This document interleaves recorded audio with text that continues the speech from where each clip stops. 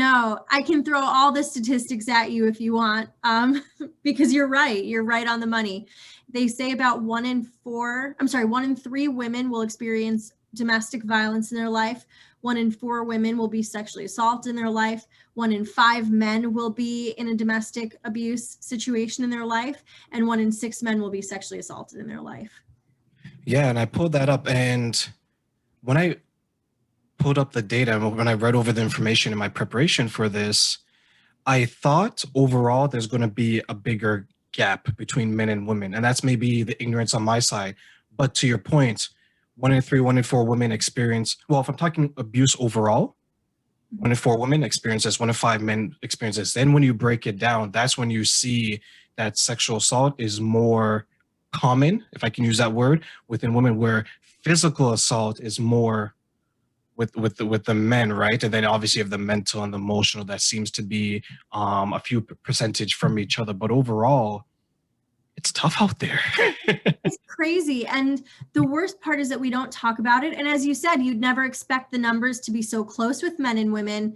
The problem is men just don't report it as much for fear of being retaliated against, discriminated against, doubted, questioned. I mean, people would say, so I have a book that I wrote called Breaking Through the Silence, #Men Too.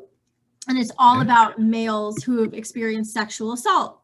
And men have not come forward because they've experienced people asking them and questioning their sexuality, like constantly. So, you're sexually assaulted by another man, whether it be in jail, which is kind of the stereotype, or in college or in life, and people automatically assume you're gay. And that's not the case 90% of the time.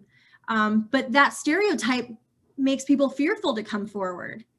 It's really a shame because they're survivors. They need help and resources and a voice as well. Yeah, and when it does happen, you have two forms. It seems like the victim blaming, if you can call it that, and that's what it is. It seems to differ, right? If I'm going to blame, let's say you, for example, Marissa, said, you told me, Terrain, this is what happened to me. Some people would say, okay, what did you wear? Exactly. How did you approach a person, right? Where now if I'm the victim of sexual assault, it's okay, what's your sexual orientation, or were you experimenting? It seems to be that it's okay, yes, this has happened, it's bad that it happened, but what is your participation in it, if I can call it that, right? Right. And you're right. You're 100% right. People who come forward generally get questioned, and the questions do relate directly to your biology or to your identified sex. Women will often get asked what they were wearing, if they were drinking, did they lead the person on? And men will get asked, well, it's sex, don't you just want to have sex? Isn't that what men want? Why are you pretending you didn't want it? Or are you gay? And women can be predators as well, can be perpetrators as well. And so people will say, well, why didn't you fight back? She was a woman, you could have taken her. That's not always the case. It's not always a situation where you're capable of fighting back. And even if you are, it's still a total violation of your personal space, and your brain shuts off and goes into survival mode. So you don't even have control over your reaction.